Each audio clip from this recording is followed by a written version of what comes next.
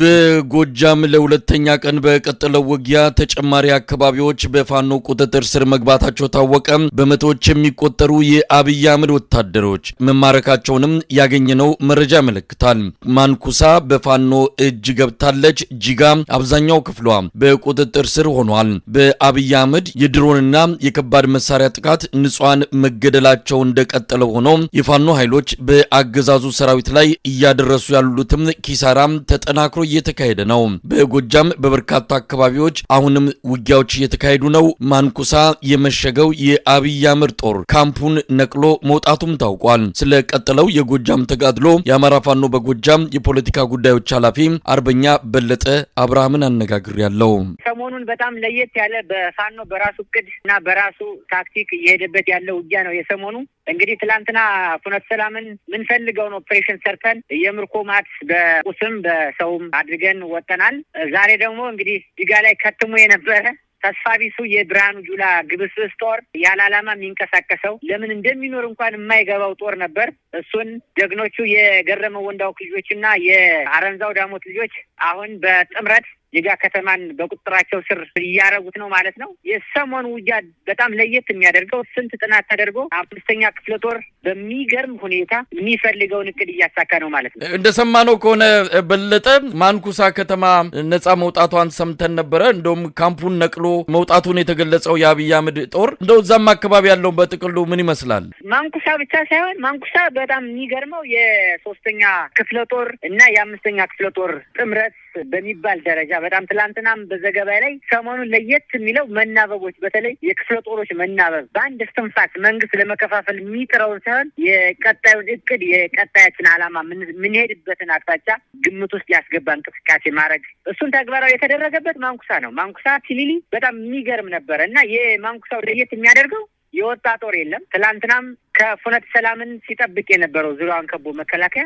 ተበትኖባቸው እንግዲህ ሌሊት እስከ 10 ሰዓት ድረስ እየለቀሙ ዛሬ ጠዋትም እየለቀሙት ነበር ማለት ነው እና ካምፕ ውስጥ መከላከያ ስትሄድበት የራሱ ካምፕ ያለ አይመስልም እኮ ነሳይ 30 ደቂቃ ውጊያ አድርገህ በጣም ዘመናዊ ምሽግ ሰርተው ካምፕ ሰርተው በ30 ደቂቃ ውጊያ ውስጥ ካምፕ የሚባለውን ነገር ጣጥለው ይሮጣሉ ማለት ነው። ሲሮጡ ደግሞ በጋራ አይደለም እኮ የሚሮጡት ተበትነው፣ ግማሹ ወደ ፋኖ ነው የሚቀላቀለው፣ ግማሹ በአርሶ አደር ቤት ዝጉብኝ መሳሪያን እሰጣችኋለሁ። በጣም የሚገርም ማለት ነው። መሳሪያን እሰጣችኋለሁ፣ ዝጉብኝ፣ መሳሪያውን ትወስዱታላችሁ፣ ልብስ ቀይሩልኝ። ግማሹ ልብስ የሚያስቀይር አለ፣ በክላሽ ሱሪ የሚቀይር አለ።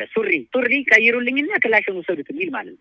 በዚህ ደረጃ እኔ መሳይ የኢትዮጵያ መከላከያ ሰራዊት በዚህ ደረጃ ወርዶ ማየት በነገራችን ላይ ሞት ይሻላል። ሞት የአድባሬ ላይ ያን ያህል ታምር የሰራ ጦር አድዋ ላይ ያን ያህል ታምር የሰራ ጦር ባልተደራጀ መንገድ ቢሆንም አድዋ ላይ በክተት ኢትዮጵያዊነት ስሜት ስለነበረው ማለት ነው። አሁን እንዲህ ሆኖ ስታየው ታዝናለህ። እንዲህ ሆኖ የምታየው ግን ምንም አይነት ዓላማ ስለሌለው ለምን እንደሚዋጋ ስለማያውቅ ወደ መከላከያ ሲመጣም ስላላመነበት ከጫት ቤትና ከካራምቡላ ታፍሶ የመጣ ስለሆነ ነው ይህንን ታምር የሚያሳየን ማለት ነው። በለጠ የሰሞኑን ድሎች እንደው በዝርዝርም ሌሎች አካባቢዎች እየተደረጉ ያሉ እንግዲህ በጎጃም በአብዛኛው አካባቢ ቀጠና ውጊያው እየተደረገ እንዳለ ነው የምንሰማውና እንደው ምንን ያሳያል? እንደነዚህ አይነት ተከታታይ ውጊያዎች ማድረግ መቻል በራሱ በአገዛዙም በኩል ቆሞ ለመዋጋት የማይችል ሰራዊት መሆኑ፣ በአንጻሩ ግን በአብይ አህመድና በተለያዩ ሚዲያዎች ባሰማራቸው የዲጂታል ሰራዊት አማካይነት የሚነገረው ግን ሌላ ነገር ነው። የኢትዮጵያ ሕዝብ የትኛውን መቀበል እንዳለበት ማመን እንዳለበትም ግራ የሚያጋባ ሆኗል። ለማንኛውም እነዚህን የሰሞኑ ክስተቶች እንዴት መግለጽ ይቻላል?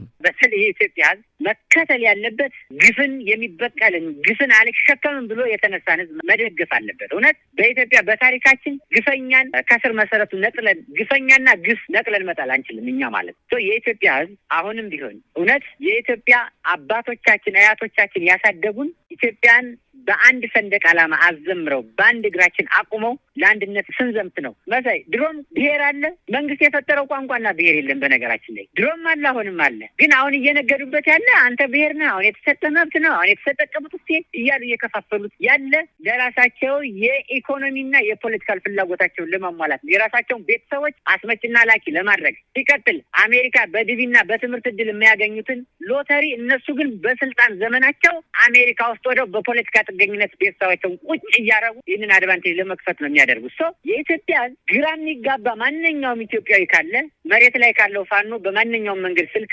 እየደወለ ማረጋገጥ ይቻላል። ኢቭን ቤተሰብ ወታደር ያለው ሰው ካለ ምናልባት ወይ ምርኮ ነው የሚሆን ወይ ተሰውቷል ወይ ከርቶ መጥቶ ነው የሚሆን ማገናኘት እንችላለን። ስለዚህ ይሄ የአራዊት የሆነ መንግስት ያን ከማጥፋቱ በፊት ማንኛውም ኢትዮጵያዊ ማገዝ አለበት። ከዛ ውጭ መሬት ላይ ያለው ሀቅ መሳይ መከላከያ 30 ደቂቃ ይዋጋም እንዳየው።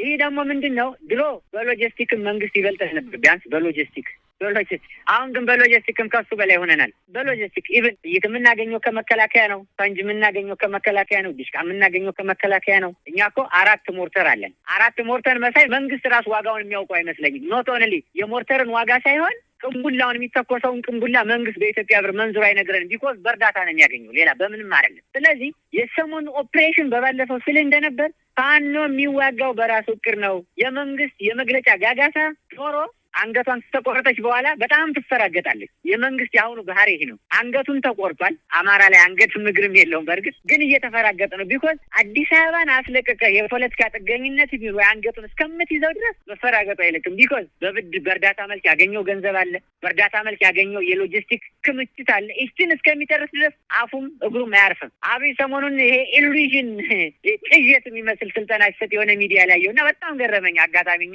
ሚዲያ እና ግን አጋጣሚ ያየውና እኔ በጣም የገረመኝ መሳይ የእሱን ማስታወሻ የሚጽፉ ሰዎች አሉ።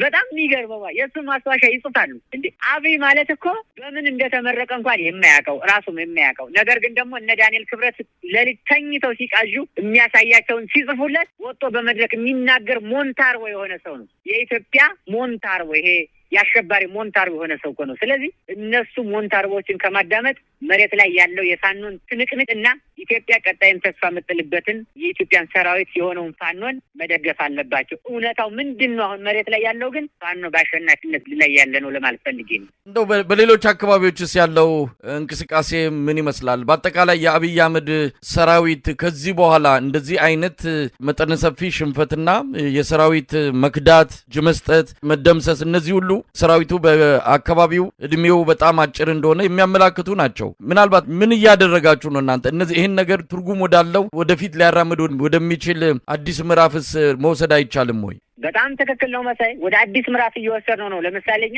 የምርኮኛ ካምፕ አለን።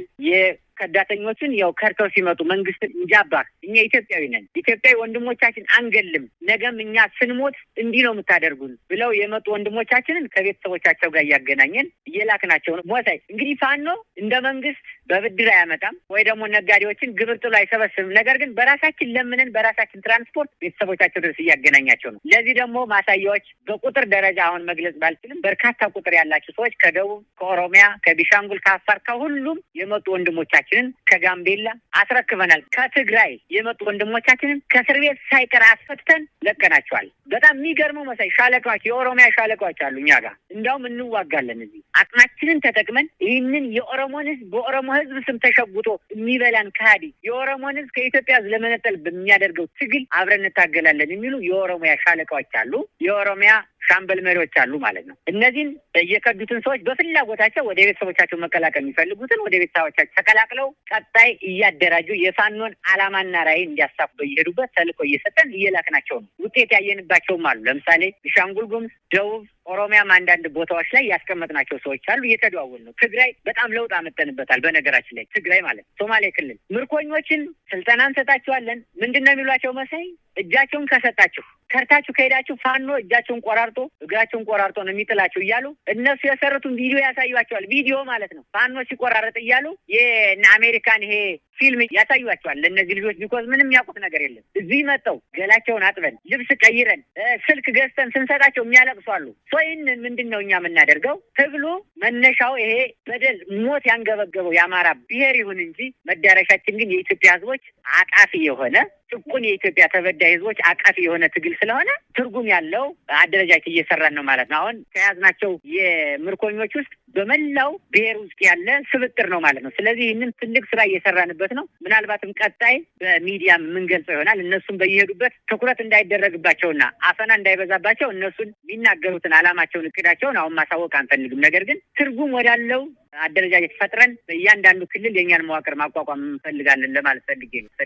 በመጨረሻ ያው አገዛዙ በቀል የሚወስደውም እርምጃ እንዲሁ ተጠናክሮ ቀጥሏል። በድሮንም በከባድ መሳሪያም በጀትም ጭምር እየደበደበ እንዳለ ነው። ስም ዝርዝርም ወጥቷል። የተገደሉ ንጹሃን ዜጎችን በስምና በጾታ በእድሜ የሚያሳይ መረጃም እያየው ነው። በዛ በኩልስ ያለው ሁኔታ ምን ይመስላል? እንግዲህ ያው የፈሪ በትር ይመስላል። ንጹሃን ላይ ጭፍጨፋ በማድረግ የእናንተን ትግል ወደኋላ ቀለብሰዋለሁ የሚል ስትራቴጂም እንደሆነ ነው መረዳት የሚቻለውና እንደው በዚህ አንጻር ያለው ሁኔታ ምን ይመስላል? ልክ ነው መሳይ፣ አንተ ገልጸሃል። ይሄ የፈሪ በትር ነው ማለት ተስፋ የቆረጠ አንድ ማፊያ ቡድን ሊፈጽመው የሚችል የሚጠበቅ ግን ደግሞ ተራ ግን ደግሞ ህሊና የሌለው ጭንቅላት የሌለው ማለት ሰው መሆን የሚያጠራጥርህ ጦር የሚፈጽመው ድርጊት ነው። ይሄ አንተ ልቅሶ ላይ ያለን ህዝብ ላይ ድሮን መጣል፣ ለዛውም ድሮን ውስጥ ያለ ኬሚካል ድሮን የሚጥለው ቦምብ ላይ ያለን ኬሚካል ማወቅ የማይችል መሪ በህዝቡ ላይ የሚያደርሰውን ጫና አያውቁትም እኮ መሳይ። በጣም የሚገርመኝ ይሄ እዚህ ኬሚካል ውስጥ ያለ በህዝቡ ላይ የሚያደርሰውን ጫና እንኳን አያውቁትም። በጣም እኒ ደደብ ናቸው እኮ እነዚህ አኒማል ናቸው እኮ እነዚህ።